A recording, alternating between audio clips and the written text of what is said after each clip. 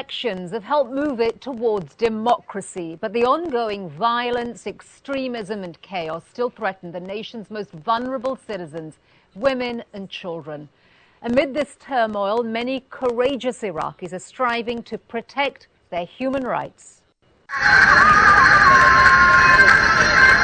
Many women in Iraq cover their faces in public for cultural and religious reasons. But Noor has a different motive. She doesn't want to be seen in public because, as far as most people know, she is dead. Everyone thinks I'm dead, except for my uncle. I haven't seen my mom in 8 months. They also told her I'm dead. 19-year-old Noor says that there were times when she would have welcomed death. She has tried to kill herself several times.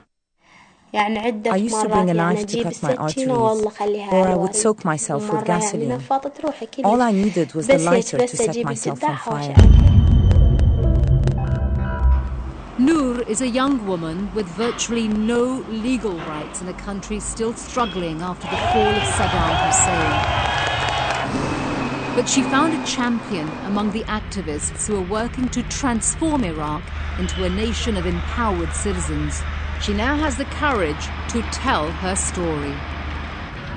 Noor's troubled life began in this impoverished section of Basra, Iraq's southernmost city. Her parents separated when she was a baby, but when Noor was 16, her estranged father came back into her life. One of my father's friends had loaned him 3 million dinars. He didn't have the money to pay him, so he gave me to him. This amount of $2,500 made Noor his 4th wife. She says even after she gave birth to a baby girl, her husband was violent and abusive. I was sleeping in my bed, and he pointed a gun to my head. He was so drunk and didn't know what he was doing. He did it twice. In 2009, the United Nations reported that the vast majority of Iraqi women regularly face domestic violence and many attempt suicide because of it.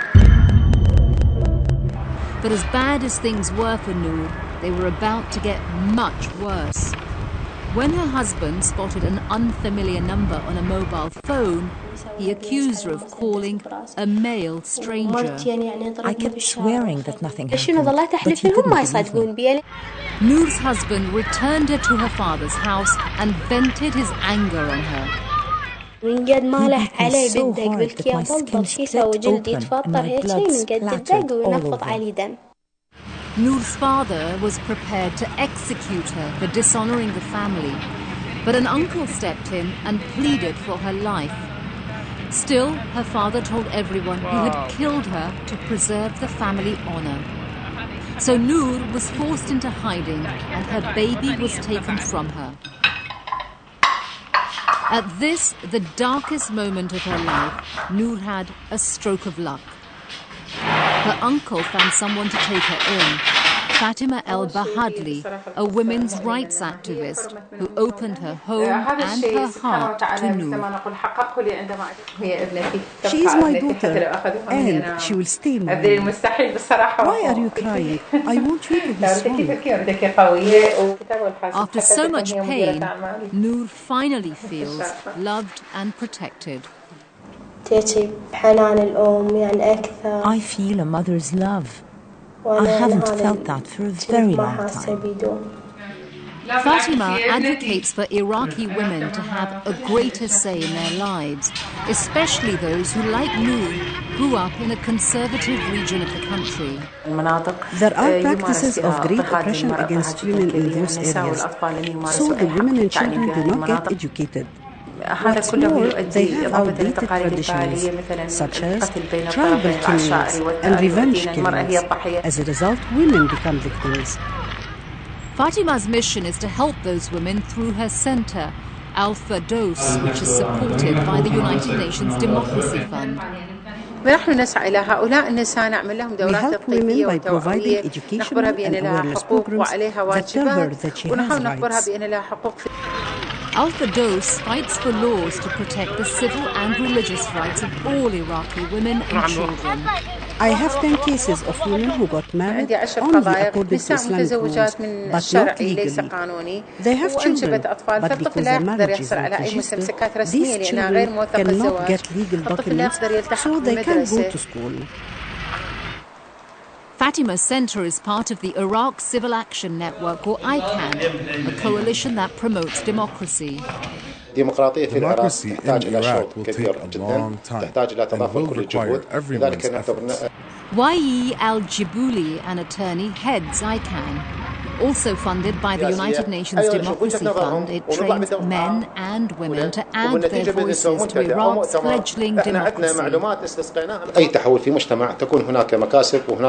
In any transition, there are some gains and losses. بس بصورة عامة كشعب عراقي كانت مكاسبنا من التغيير أكثر من مخاسرنا. أولا يمكننا الآن نعبر عن رأينا، أن نؤسس مؤسسات، أن نؤسس أحزاب، أن نؤسس جمعيات. بعد أن كانت هذه الشغلة محظورة علينا تماما. Fatima too sees progress in her country. She says to make progress for Noor, they asked a local sheikh to grant her a religious divorce because her marriage was never recorded by civil authorities. If I get her a divorce, then she will be free and not connected to a husband. Meanwhile, Fatima is so concerned about Noor's safety that she locks her in the house whenever she leaves. I always worry that someone will come and intrude in the house and kill her. After several weeks of waiting, Fatima and Noor finally got the message that they had been hoping for. Should I give you the good news? I just got a message from the sheikh telling me that soon Noor is getting the divorce papers. The thing God dislikes most is divorce.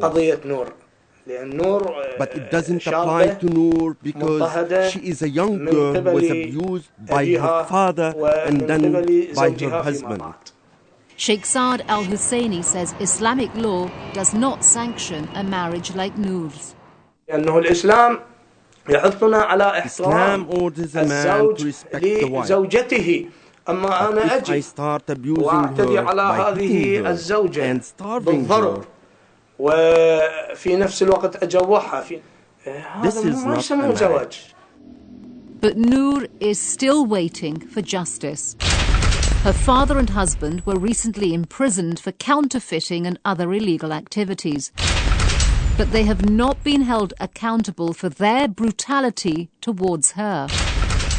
When I was told they were in prison, I was very happy. As happy as if I'd seen my daughter, because now I have hope that I will see her again. Noor also has hope that she can finally restart her life. Meanwhile, Fatima is one of thousands of activists who are fighting to transform Iraq into a country of laws and political participation, a democratic Iraq whose future is still being written. Since our story, Noor has moved away from Basra. She is being sheltered by activists in northern Iraq.